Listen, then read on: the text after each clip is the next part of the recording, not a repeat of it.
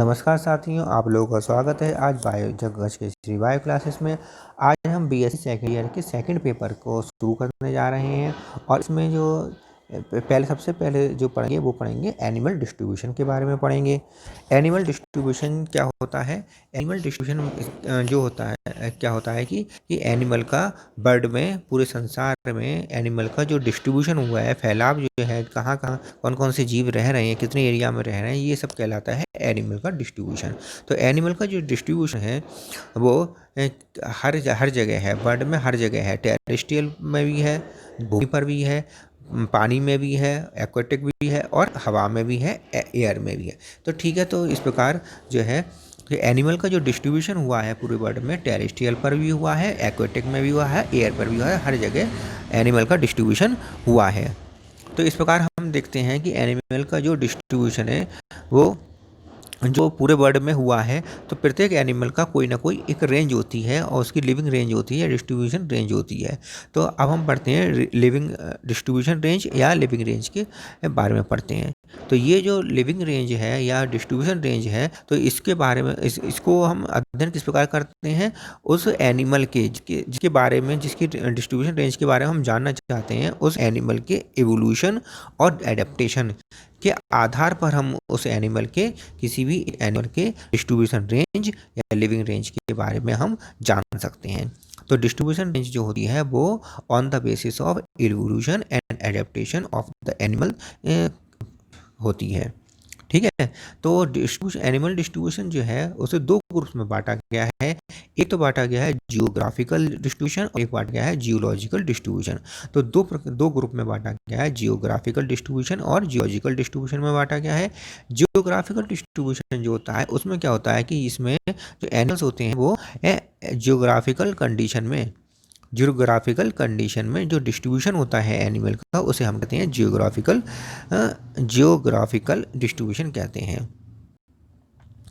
Horizontal distribution होता है वो कहलाता है कि सॉइल सरफेस पर, मतलब टेरेस्ट्रियल भूमि पर, सॉइल सरफेस पर एनिमल का डिस्ट्रीब्यूशन, और साथ ही साथ वाटर कंडीशन में एनिमल का डिस्ट्रीब्यूशन जो होता है, दोनों को सम्मिलित रूप से का जो कहलाता है हॉरिजॉन्टल डिस्ट्रीब्यूशन।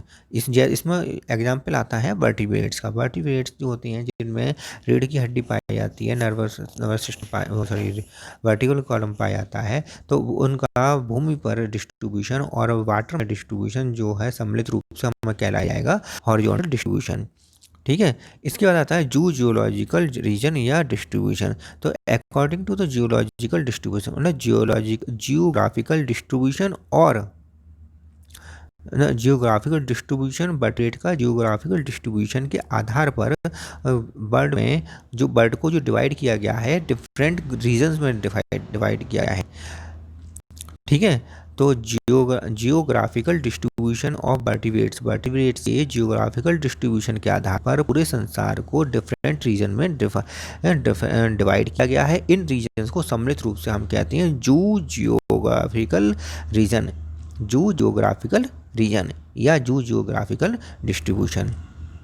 ओके, तो ये हो गया जियोग्राफिकल रीजन या जियोग्राफिकल डिस्ट्रीब्यूशन। अब इसकी स्टडी जो कहलाती है वो क्या कहलाती है? जियोग्राफी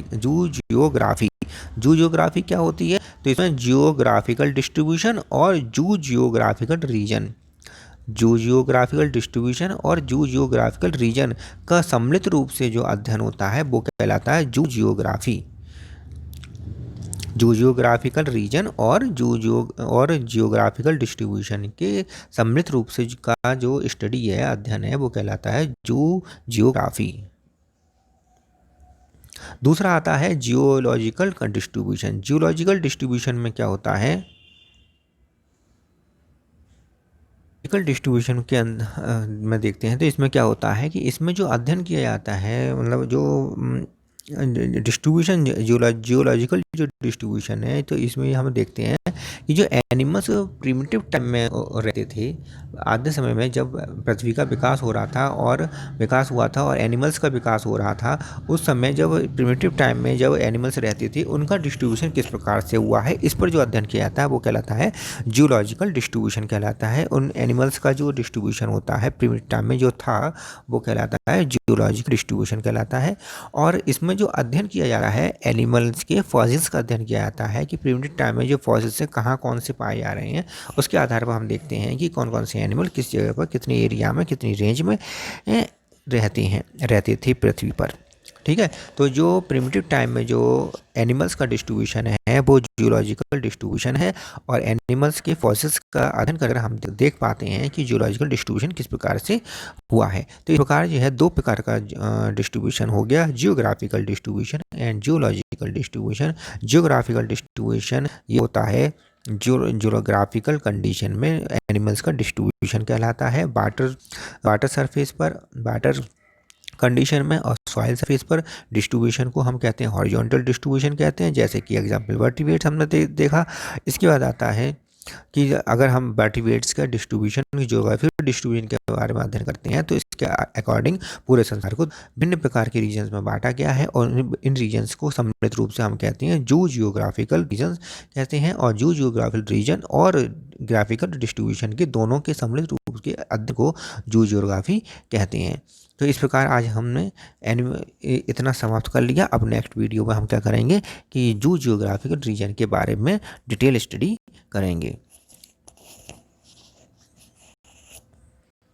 अब इसमें अगर लिखना चाहते हैं तो इसमें लिख लीजिए एनिमल डिस्ट्रीब्यूशन जो में लिख लीजिए कि एनिमल्स जो होते हैं पूरे संसार में, एनिमल्स पूरे संसार में विभिन्न जगह पर डिस्ट्रीब्यूट हैं, विभिन्न जगह पर पाए जाते हैं और ये टेरेस्ट्रियल भी हो सकते हैं, एक्वेटिक भी, एयर एक्सेट्रा आदि में पाए जाते हैं। इस प्रकार एनिमल डिस्ट्रीब्यूशन में एनिमल्स का पृथ्वी पर अलग अलग कंडीशन में डिस्ट्रीब्यूशन को एनिमल डिस्ट्रीब्यूशन कहते हैं। डिस्ट्रीब्यूटेड रेंज और लिविंग रेंज में ये लिख सकते हैं कि किसी एनिमल्स के का लिविंग रेंज या डिस्ट्रीब्यूशन रेंज उसके इवोल्यूशन और उसके एडेप्टेशन के पर आधारित होता है। ग्रुप में लिखेंगे कि इस एनिमल डिस्ट्रीब्यूशन को दो ग्रुप में बांटा गया है, जियोग्राफिकल डिस्ट्रीब्यूशन तथा जियोलॉजिकल डिस्ट्रीब्यूशन। पहला हेडिंग डालेंगे जियोग्राफिकल डिस्ट्रीब्यूशन। जियोग्राफिकल डिस्ट्रीब्यूशन में लिखेंगे कि एनिमल्स को जियोग्राफिकल कंडीशन में एनिमल्स का जियोग्राफिकल कंडीशन में जो डिस्ट्रीब्यूशन हुआ है उसे हम जियोग्राफिकल डिस्ट्रीब्यूशन कहते हैं। सॉइल सरफेस पर और वाटर सरफेस पर पाए जाने वाले एनिमल्स के डिस्ट्रीब्यूशन को सम्मिलित रूप से सॉइल सरफेस और वाटर कंडीशन में पाए जाने वाले एनिमल्स के डिस्ट्रीब्यूशन को सम्मिलित रूप से हम हॉरिजॉन्टल डिस्ट्रीब्यूशन कहते हैं। और इसमें वर्टिब्रेट्स आते हैं क्योंकि वर्टिब्रेट्स में वे एनिमल हैं जो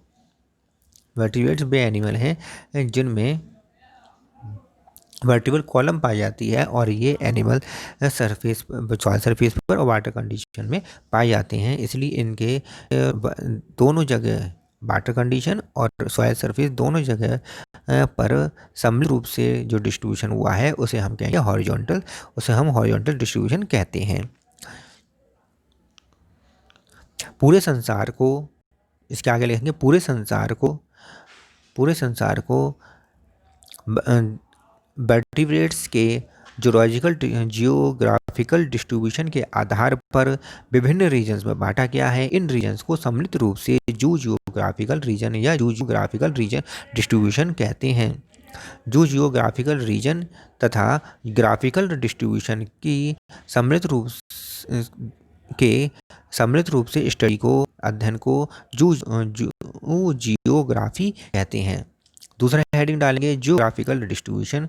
इसमें लिखेंगे कि जियोग्राफिकल डिस्ट्रीब्यूशन में एनिमल जो प्रारंभ में प्रिमिटिव समय में एनिमल्स पाए जाते थे उनके डिस्ट्रीब्यूशन को जियोग्राफिकल डिस्ट्रीब्यूशन कहते हैं। इसमें हम एनिमल के फॉसिल्स का अध्ययन करते हैं। ठीक है, तो इतना हो गया आज। इसके बाद हम देखेंगे नेक्स्ट में जो जियोग्राफिकल रीजन के बारे में स्टडी करेंगे। अगर आपको मेरी वीडियो अच्छी लगी तो लाइक करिए, शेयर करिए, और अगर आप पहली बार मेरे चैनल पर आए हैं तो इसे सब्सक्राइब जरूर कर लीजिए और अपने साथियों के साथ शेयर अवश्य कर दें।